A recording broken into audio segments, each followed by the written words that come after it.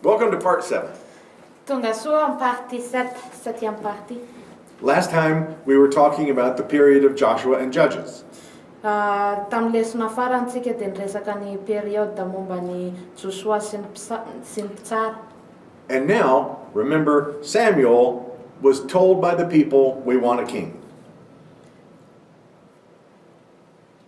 The people told Samuel that we want a king. Fampatsiahivana kely zany teo aloha teo tsika niresaka ny hoe ny olona dia nangataka amin'ny Samuela fa mitady mpanjaka zareo. So, Samuel goes out looking for a king. Samuela zany dia lasa nandeha nitady mpanjaka. And he sees this man named Saul. Ary nahita n'ity olona ity izy antsoina hoe Saul. And the book of Samuel says that Saul was head and shoulders above everybody else. Ny boky Samuela dia milaza fa i Saul dia ambony lava alavana sy ambony kokoa noho ny olona rehetra zany. He was a great warrior. Mpiady malaza izy. And the people all loved him. Ary ny olona rehetra dia tia azy. In the beginning they did. Tambolohany zany. So he becomes the king over the United Kingdom. Ka izy no lasa mpanjaka an'ity firenena mikambana ity firenena mitambatra ity. Remember, it was called the United Kingdom because all 12 tribes were underneath the king. Fampatsiahivana fotsiny hoe natsoina hoe firenena mitambatra ity firenena ity satria ambany gouvernance iray ny firenena rehetra. And the United Kingdom will be under the kings Saul and David and Solomon and the first part of the reign of Rehoboam. Ny firenena mitambatra zany dia ho ambany ny fanjakany nanjakany Saul, Davida, Solomon ary Rehoboam no. What about Rehoboam? It's the first part of his reign. Dia ny première partie ny fanjakany Rehoboam koa. During Saul's reign, he had a standing army. Tamin'ny nanjakany Saul dia nanana armée nijoro tsara zareo. They were always trained and equipped and ready to fight. Nahazo ny fiofanana tsara, vonona trany ary nandresy vonona iady foana, nandresy foana zareo. Because during Saul's reign, there were many fights against the Philistines. Satria nandritry ny fanjakany Saul nisy foana niady contre ny Philistine. It was during his reign that they were fighting against the Philistines, and the Philistines had this giant warrior named Goliath. Nandritry ny fanjakany Saul no niadivany zareo koa contre ny ty olona goavana be ty antsoina hoe Goliath. And this was when we first hear about David. Ary eo no andrenesantsika voalohany indrindra any David. David had been a shepherd boy. Davida dia mpiandrondry. And one day Samuel came because he knew that Saul was not pleasing to the people or to God. Ndray andro i Samuela dia tonga ary dia tonga satria hitany fa tsy mandeha araka ny sitrapon'Andriamanitra intsony Saul ary tsy tian'ny olona intsony ihany koa. So Samuel is told by God to go to the house of Jesse. Ka i Samuel zany dia nahazo teny avy amin'Andriamanitra hoe mandehana any tranony misy any Jesse. And it's a good story. Ary tantara tsara ilay izy. Because Samuel asked Jesse, "Let me see your sons." Tantara tsara izy satria i Samuela dia niteny tamin'ny Jesse hoe ao ahita ny zanakao lahy zany zanakao. So Jesse brings in all of his oldest boys. Dia nampidiriny Jesse teo daholo zany ny zanalahy. And they're tall and they're strong. Sady lava izy ireo, ny ranjanana, ny matanjaka. And Samuel says, no, we got fooled by that one time before. Samuela dia miteny hoe tsy izy reto izy efa vita koatr'izao zay taloha, tsy izy reto. And he doesn't see the one he's looking for. Ary tsy hitany teo zany izay tena lehilahy tadiavina. So he asked Jesse, do you have any other sons? Ary niteny tamin'i Jesy izy hoe mbola mananjanaka hafa va ianao? He said, well, I've got this young son named David, but he's out there with the sheep.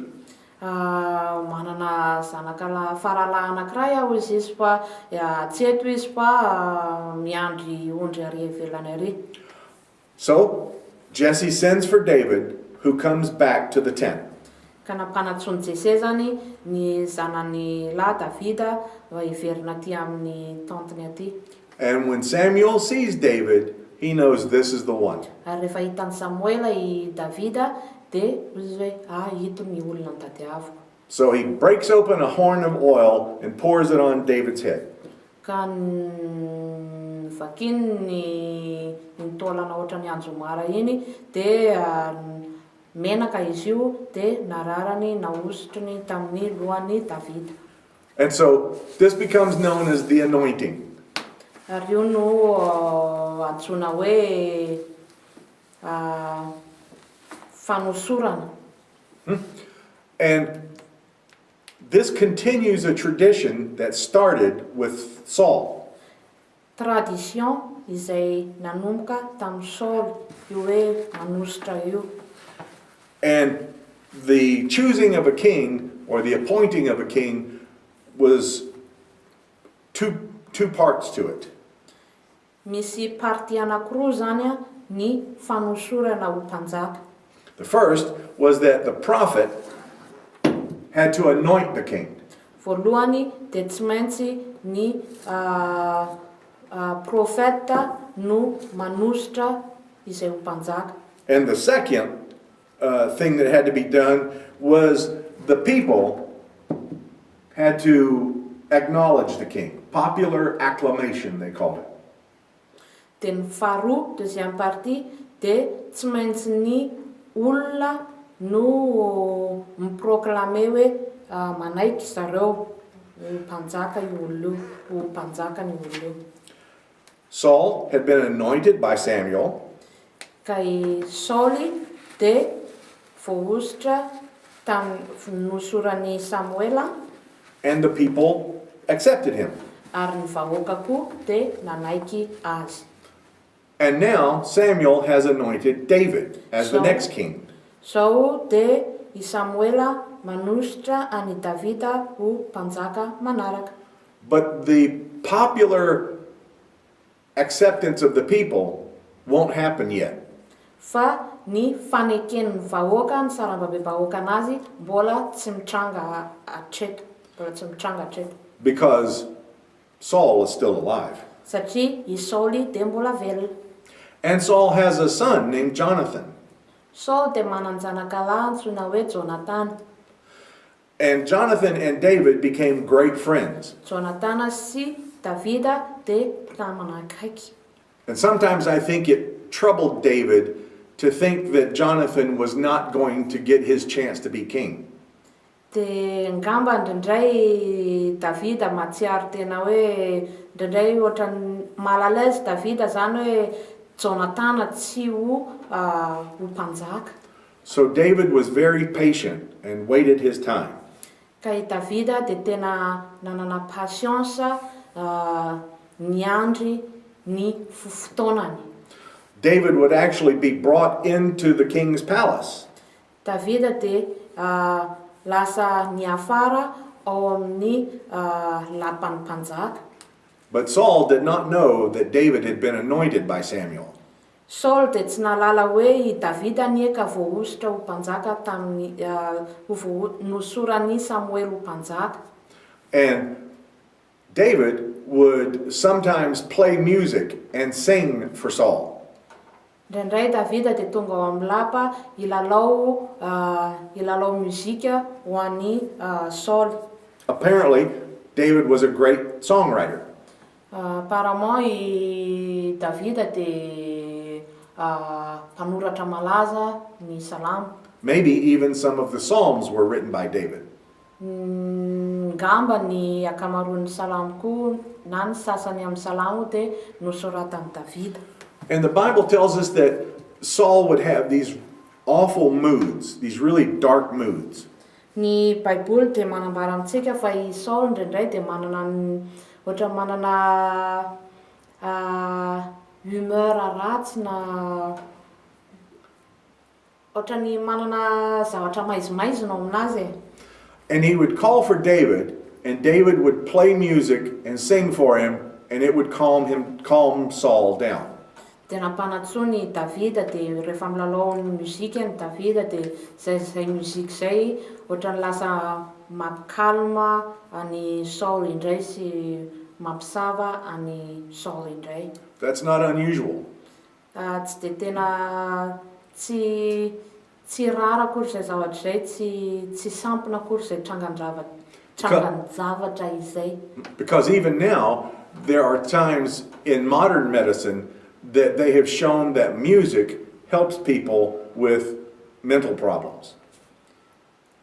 Na amin'ny temps moderne amin'izao fotoana raha hita fa ny muzika dia tena manampy ny olona izay manana problema ihany koa.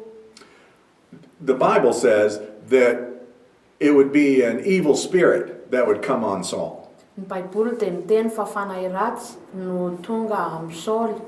But most of the time, when they say that, they're simply referring to a dark mood or some mental instability.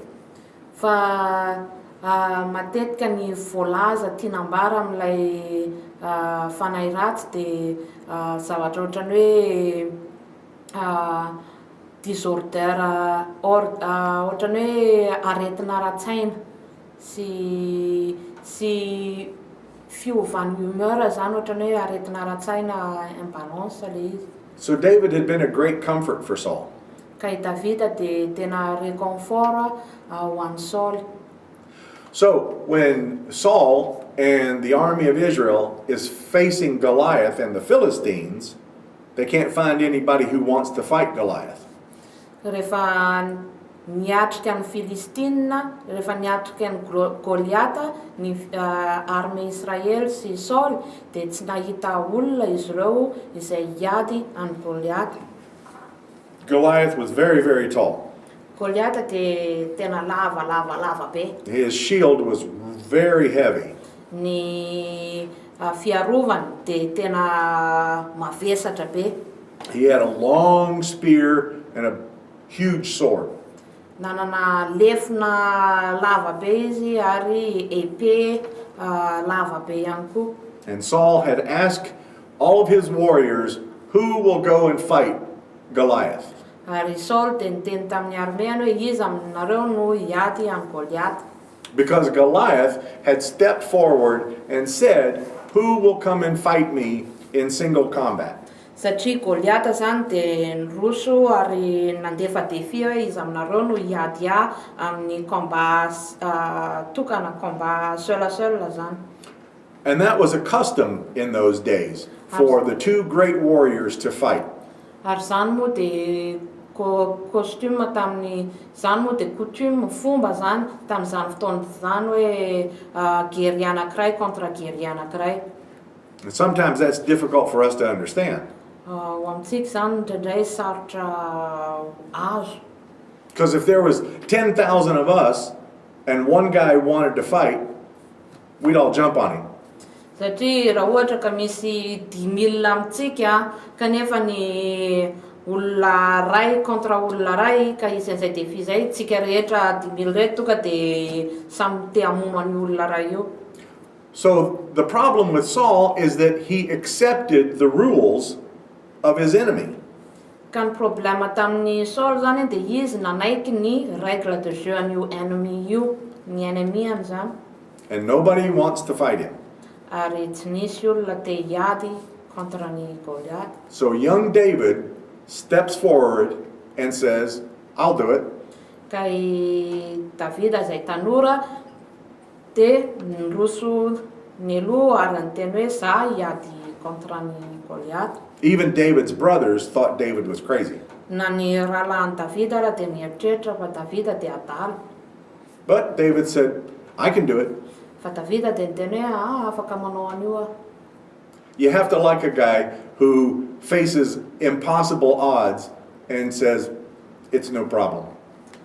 Tsy maintsy tiantsika kosa angamba ny olona manao izany hoe efa en face ny problème lehibe ohatr'izany kanefa dia miteny hoe tsy problème amiko eo.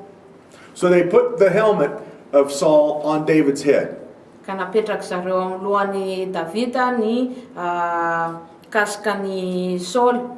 And it was too big. Dia ngeda loatra. The armor was too heavy. Ny armure lehibe ihany koa, ny fiarovatratra lehibe. In fact, David didn't like it because the armor wouldn't let him move very well. En effet tsy tiany Davida ilay izy satria tsy afaka mihetsiketsika izy ao anatin'ilay izy. And eventually David said, I've got the Lord on my side. I don't need all this stuff. Ary finalement Davida niteny hoe tsy ilaiko reto zavatra rehetra fironganetana rehetrareto fa Andriamanitra dia amin'ny côtéako. And it's one of our favorite stories since childhood from the Old Testament. Anisan'ny tantara favoriantsika ty tantaran'i Davida ity depuis notre enfance. David goes down to the creek and chooses 5 smooth stones. Davida dia nisafidy vato malamalama anaky 10. And he goes out to face Goliath. Ary niatrika ny Goliata izy. Goliath has the spear and the sword and the big shield.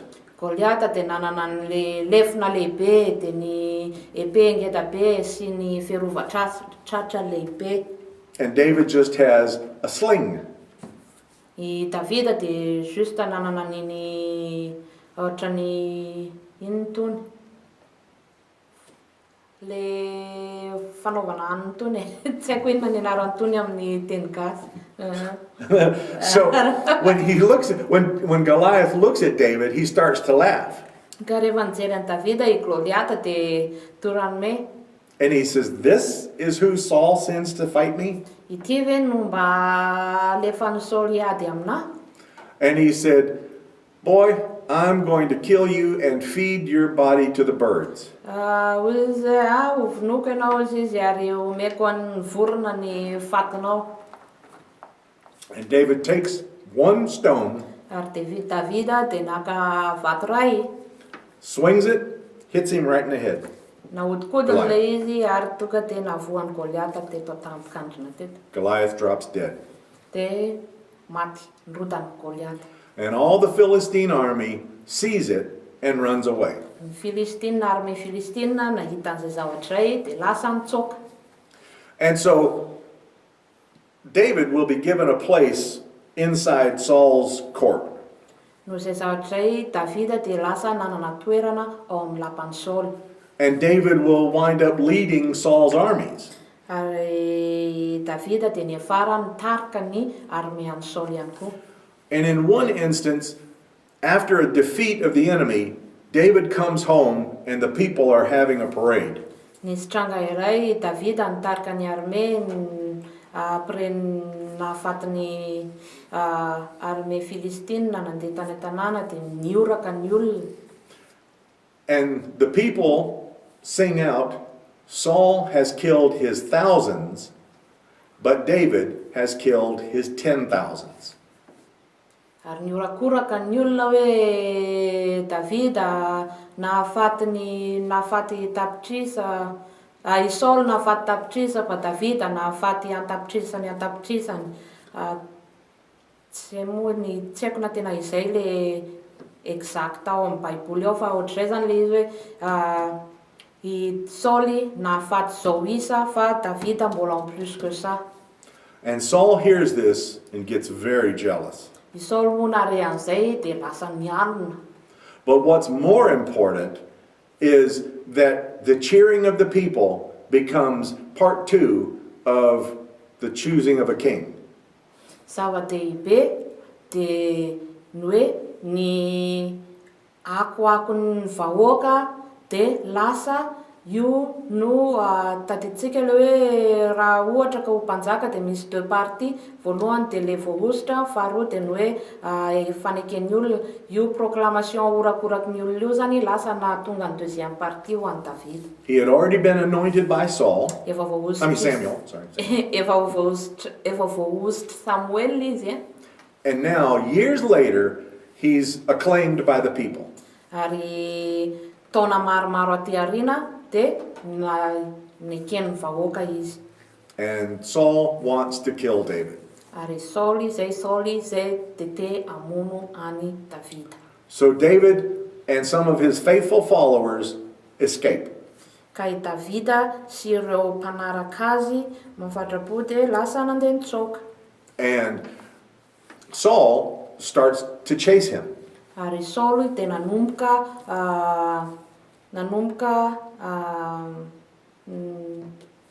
how do you say that in Malagasy? Pursue. Saul zany dia nanomboka nandeha après any nanenjika zay. Saul dia nanomboka nanenjika any Davida. And one night, Saul is sleeping in a cave. Ndray alina i Saul dia natory tao anaty kavo. And David and a few of his men slip in the darkness into the cave. Ary Davida sy olona sasatsasany araka taminy dia nijaikijaiko tao amin'io kava io. And Saul is asleep, and David could kill him if he wanted to. Saul dia restory afaka nivonoan'i Davida somatsara Saul raha tiany. In fact, some of David's men said, "Kill Saul." En effet ny olona izay niaraka tamin'i Davida dia niteny hoe vonoy Saul. But David said, "I cannot touch the anointed of the Lord." Fa i Davida dia niteny hoe tsy afaka mamono izay voahositr'Andriamanitra aho. So he just cut a little bit off of Saul's robe. Ka dia nataon'i Davida zany dia nanapaka ny akanjo nanapaka kely ny akanjon'ny Saul. And he took a small jar from beside Saul's head. Ary nalainy koa ny tavoahangy kely teo amin'ny lohan'i Saul. The next day, David is standing on a hillside and he sees Saul and he shows him the piece of the robe and the jar. Ny ampitson'iny mitsangana teny amin'ny tendrombohitra i Davida dia nampiseho an'i Saul ny ilay tavoahangy kely sy ilay rambondambo. And Saul realizes that David could have killed him. Ary teo Saul dia tonga saina hoe afaka namono azy somatsara Davida raha te hamono azy. And Saul stops chasing David. Dia nanomboka teo Saul dia nijanona tsy nanenjika any Davida. He goes back home and David is left alone. Nandeha nody Saul, Davida dia tavela irery. Now the funny thing is that David would continue to fight to defend Saul. Ny zavatra matsikaiko dia i Davida dia mbola manohy hatrany miady ho an'i Saul. David's small army would lead raids against the Philistines. Ny Davida sy ny mpanaradia azy dia mbola manafika an'ireo fahavalon'ny Israely ireo. But he never went back. Fa izy David and the army never went back to Yeah, they Saul. never went back to Saul. Yeah. Fa i Davida sy ny armean'ireo tsy niverina tany amin'ny Saul mihitsy. Finally, one day, Saul and his son Jonathan and the army of Israel is fighting against the Philistines. Ray andro i Saul sy Jonathan ary ny armean'i Israel rehetra dia nanafika ny armean'ny Filistine. And Jonathan is killed in battle. I Jonathan dia Jonathan maty tamin'izay ady izay. And the army of Israel suffers a crushing defeat. Ary ny armean'i Israel dia lasa reraka lavoko. And Saul does not want to be captured alive. Ary Saul dia tsy teo tratra ny fahavalo en vie zany, tsy teo velona izy hoe tratra velona. It's one of the saddest episodes in the whole story. Anisany tena mampalahelo eo amin'le tantara izao tranga zao, ty tranga ray ty. Saul takes his sword and places it onto the ground and falls on it. Sauli de naka ny sabany de napetrany amin'ny tany de nianjera tamin'ilay sabany. He kills himself. Namono tena izy. I feel sorry for Saul. Malahelo any amin'ny Saul. He let his own ego get in the way. Ny ampony Sauli navela ny ahazo anazy. And he suffers terrible shame. Ary afa-baraka izy. When David hears about it, David was very sad. Rehefa nare an'izay Davida de tena nalahelo tokoa. And he said, poor Saul. De niteny izy hoe ndrisa ry Saul. He said, he died like a fool dies. Maty ohatran'ny adala i Saul. Yeah. So, David now is appointed as king. Ka zao zany Davida lasa voatendry ho mpanjaka. And the people are very happy. Ary faly ny vahoaka. David himself would go out and lead the worship of the people. I Davida de nitarika ny vahoaka amin'ny fiderana. And David will marry, he will have several wives, but he will marry Saul's daughter, Michal. I Davida de anana vady maro be fa nanambady ny zanaky Sauli izy izay antsoina hoe Mikala. And she has some of the same problems that her father did. Ary Mikala de manana problème zay nananany rainy ihany koa. She has a great problem with ego. Manana problème de ego, ampo izy. And she doesn't like it that the people love David so much. Tsy tiany hoe ny vahoaka de tena tia be any vadiny Davida. She still thinks that the people should be devoted to her father Saul. I Mikala de mihevitra fa ny olona de tokony mbola ho tia sy hanana dévotion amin'ny Saul. Especially when David does something very, very important for the people. Indrindra rehefa nanao zavatra tena important ho an'ny vahoaka i David. And that is, he goes and rescues the Ark of the Covenant. Ary zay zavatra zay de i Davida izay namonjy ny arkan'i Davida. The Ark had been made during the time of Moses. Io arka io de tamin'ny taonan'i Mosesy no nanaovana azy. It was a box. Ohatran'ny boritra. And inside they had put the tables of the Ten Commandments. Tsy boritra moa zany fa vata. De ao anatin'io vata io no misy an'ilay didy folo.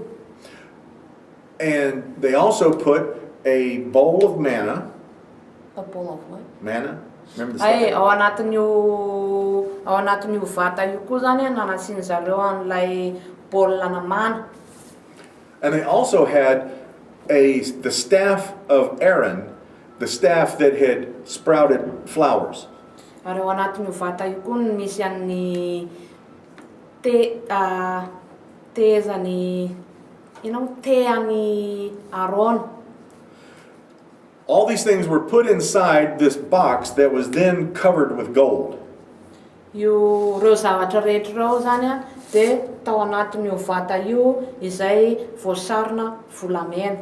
Because in this gold box, they had on top cherubim who were facing each other with their wings spread out.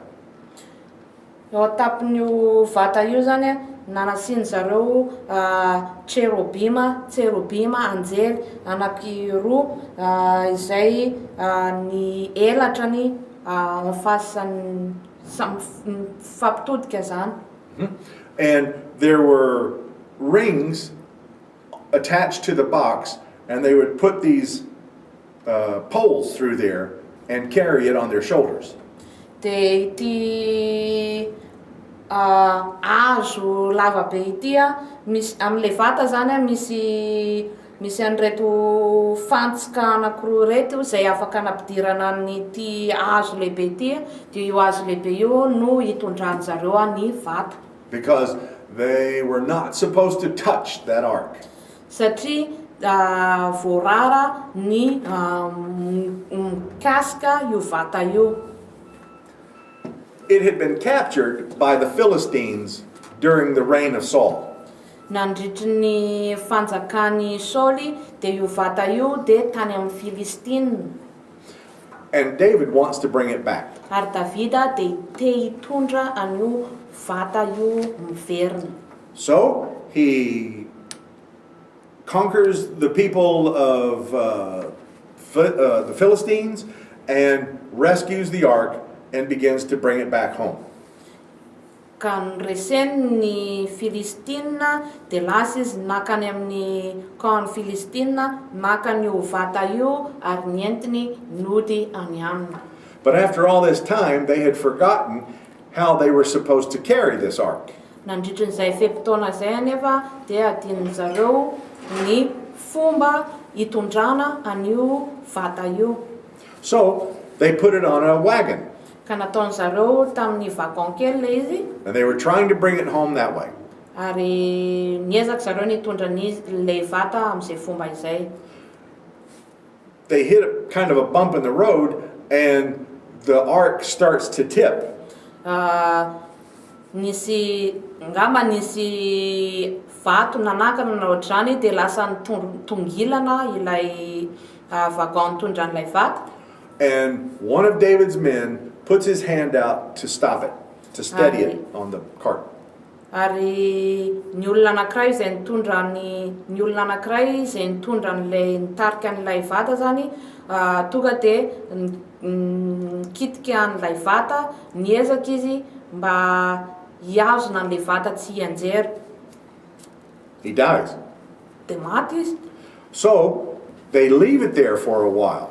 Ka navelany zareo tolo ilay vata pendant quel certain temps. They leave it actually in the home of a farmer.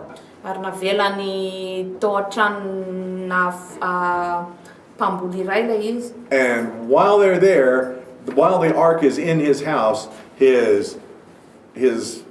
prospers. Nandritry ny fepitaona izay natao amin'io tranon'ny mpamboly io an'ilay vata dia niankohonan'io fermier io lasa niankohonan'io mpamboly io lasa voatay. But then David discovers how they were supposed to bring it. Fa avy eo zany Davida dia nahita fomba hoe ahoana ny hitondrana ity vata ity. So they get the poles, put it through the rings, and carry it on the shoulders of the priests.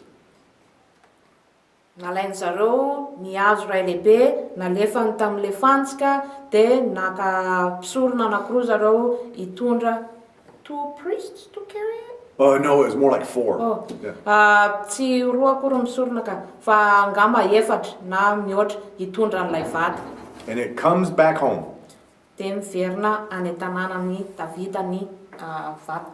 Now, while the people were traveling in the wilderness during Moses' time, Moses built a tabernacle. Tamin'ny andron'ny Mosesy rehefa nitondra an'io can you repeat the whole thing? My mind went blank. During the time of Moses, when they were traveling in the wilderness, Moses built a tabernacle. Okay.